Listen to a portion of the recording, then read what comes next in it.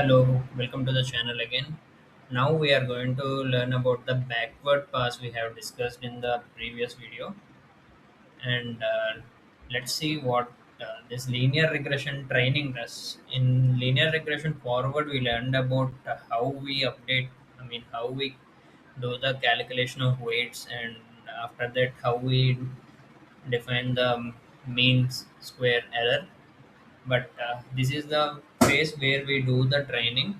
We actually do the forward pass at the start, and after that we'll do some loss computation and gradient descent, and after that we'll just loop through these and update the weights we have. So that's the loop we are talking about. So basically we'll have a few things here, like a set of weights. Let's These are called x according to the current problem, and there will be other set of values. Those are the true values that we need. So basically one is generated and other is the real values, and in between using these we'll train the model and loop through and update these weights so that they are nearly equal to the real values we need. So what forward pass does is it gives us the prediction that it got, and after that we'll find the loss, and using that loss we adjust each weight. If after we adjust these weights, we'll introduce a new value the data set haven't seen, or the model haven't seen yet, and check whether the result matches this or not. Modern libraries like PyTorch does this through autograd, and it doesn't do much learning what this is, writing code for this, but learning this is quite important so that we can know the real reason and real motto behind training this, so that it will be quite easy for us. So basically this fancy formula is nothing but adjusting the weights using the gradient descent, and this one is our gradient descent.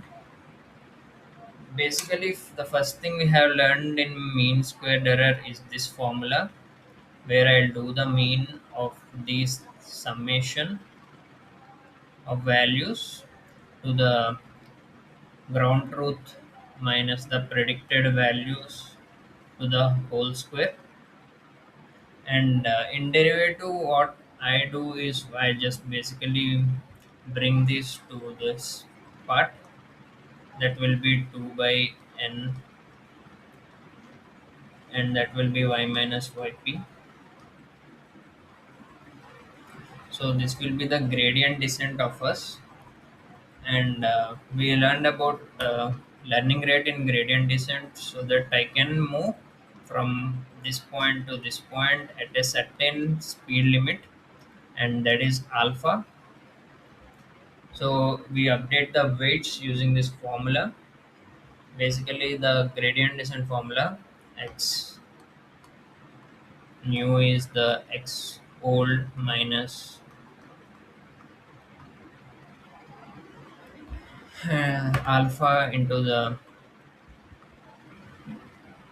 partial derivative of x, partial derivative of this function. So we'll just loop this through and update the weights. These weights are called logits in GPT. Not in GPT, but for models that need attention and all, we use these logits and do softmax for this,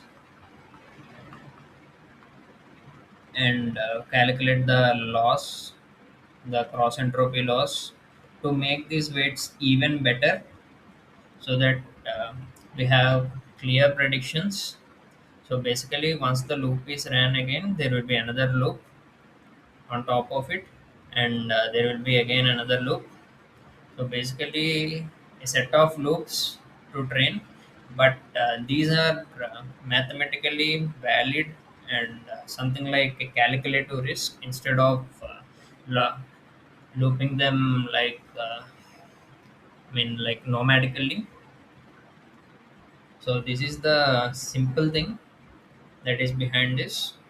When let's write some code here so that it will be quite easy to understand. And we here we have some pre-computed functions like this. This is the partial derivative I'm talking about, and this is the minus value we need,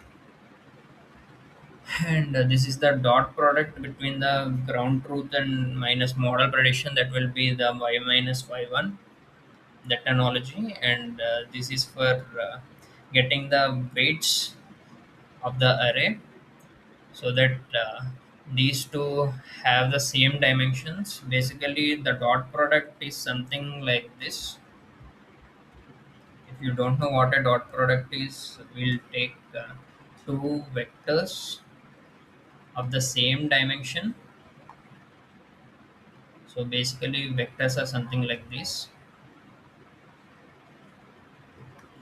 And what I do using dot product is I'll just calculate each of these, and after that I'll compute the sum of this, and that will be a scalar value, so that I can arrive at a single truth for these values. And this will be the formula for this, the dot product of these two. And some we use np dot squeeze here because sometimes the matrix multiplication values will give values like this. Basically these are these can be simply shown as 1 comma 2. So we'll eliminate these extra dimensions that we have got here. So okay, let's write some code so that it will be quite easy to understand what's happening under the hood. So let's iterate through the iterations for loop. Once we iterate through this, what I'll do is I'll have the initial prediction of this, that will be self dot get model prediction. We'll use the feature matrix and the initial weights, so that we have a prediction with the x and the initial weights. Y is the true values we need. So basically this is it, the model prediction x and the weights. So once we got the model predictions, what we'll do is we'll iterate through the weights, let's call it j, and we'll iterate to the length of the initial weights, so that during this process I'll update each weight according to the needs. And let's calculate the derivative, let's call it der or something. And that will be something like this, get derivative of.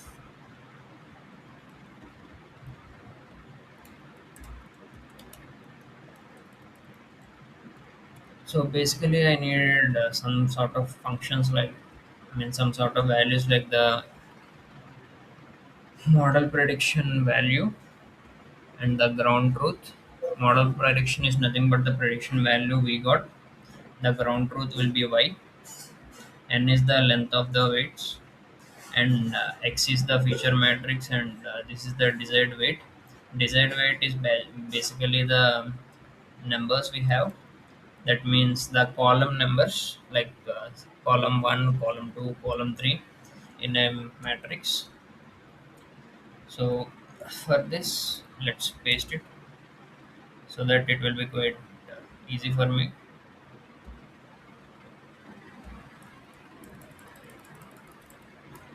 So we got the derivative here, and we'll update the initial weights, that will be initial of j. And we'll take the old value, and from that we'll take out the alpha value we got here, that is the learning rate, multiplied by this the derivative, and after this iterations, let's return the rounded value of this np dot round. Basically, we'll need to use np dot round here, initial weights to the 5, and this will be initial weights too. Let's check whether this can be run or not. Basically, I misspelled something here. Let me change this.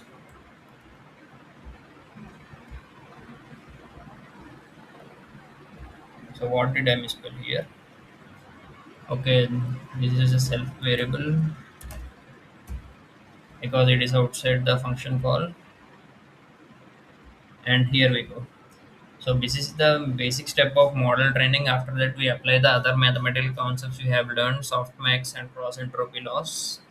And after learning the forward pass and backward pass, we can learn something like what is a neuron, how neural networks work, and how activation functions play a role in that, and other concepts too.